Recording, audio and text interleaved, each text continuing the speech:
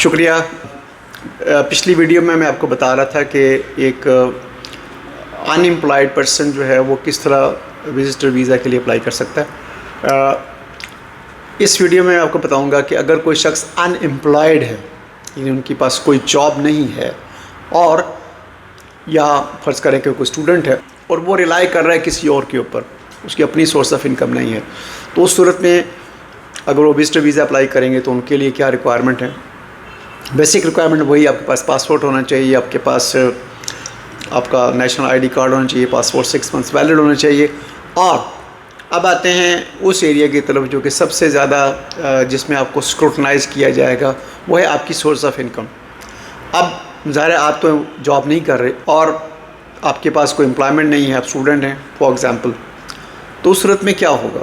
اس صورت میں اگر آپ کسی کے ڈپینڈنٹ ہیں، اب ڈپینڈنٹ سے ویسے بائی لاء تو آپ اگر انڈر 18 ہے تو آپ ڈپینڈنٹ نہیں ہوتے، بلکہ آپ کی اپنی سیلف آئیڈینٹی ہوتی ہے. لیکن جیسے کہ ہم پاکستان میں ہیں تو آپ اپنے پیرنٹس کے ڈپینڈنٹ ہو سکتے ہیں، اور وہ بھی اس چیز کو سمجھتے ہیں کہ یس ڈپینڈنٹ لوگ ہوتے ہیں، پیرنٹس کے بھی ہوتے ہیں. تو اس صورت میں آپ کو اپنے فادر مدر یا گارڈین جو بھی آپ کے ہیں ان کی بینک سٹیٹمنٹ کی ضرورت ہمیں پڑے گی. اور وہ بینک سٹیٹمنٹ ظاہر ہے اس میں اتنے فنڈز ہونے چاہیے کہ جو کہ آپ کے اس وزٹ کو کور کرتے ہوں. میں نے پچھلی ویڈیو میں بتایا تھا بہت بڑی اماؤنٹ کی ضرورت نہیں ہوتی کسی وزٹر ویزے کے لیے، بس اتنی اماؤنٹ ہونی چاہیے کہ جو کہ آپ کے وہ ایکسپنس جو ہیں وہ کور کر سکے. تو میں نے مثال دی تھی کہ 2 سے 3 ہزار پاؤنڈ تک اگر آپ کے اکاؤنٹ میں موجود ہیں انف. ہم یہ کہیں کہ یہ آپ کی لیونگ کا حصہ ہے، نہیں، یہ اماؤنٹ آپ کی سیونگ ہونی چاہیے جو آلریڈی تو اس میں جو آپ کی اماؤنٹ ہے اس کو کنسیڈر کر لیں کہ وہ 2 سے 3 ہزار پاؤنڈ کے درمیان اگر آپ کے بینک میں پیسے پڑے ہوئے ہیں. آپ کے سے یہاں میں مراد لوں گا آپ جن کی آپ ڈپینڈنٹ ہیں، ان کے اکاؤنٹ میں اگر پیسے پڑے ہوئے ہیں تو وہ کافی ہوں گے. پلس آپ کو یہ شو کرنا پڑے گا کہ آپ کی یہاں پر انف ٹائز موجود ہیں. اب ٹائز سے میں اس سے پہلے ویڈیوز میں ایکسپلین کر چکا ہوں. مطلب یہ ہے فار ایگزامپل آپ کے یہاں پر مدر ہیں، فادر ہیں، سسٹرز ہیں، بردرز ہیں، تو یہ سارے کے سارے آپ کی ٹائز ہوتے ہیں. یا اگر آپ اسٹوڈنٹ ہیں، کسی یونیورسٹی میں پڑھ رہے ہیں، تو آپ یونیورسٹی سے آپ لیٹر لے سکتے ہیں کہ میں جا رہا ہوں وزٹ کے لیے اور یہ میرے پاس یونیورسٹی کی طرف سے لیٹر ہے.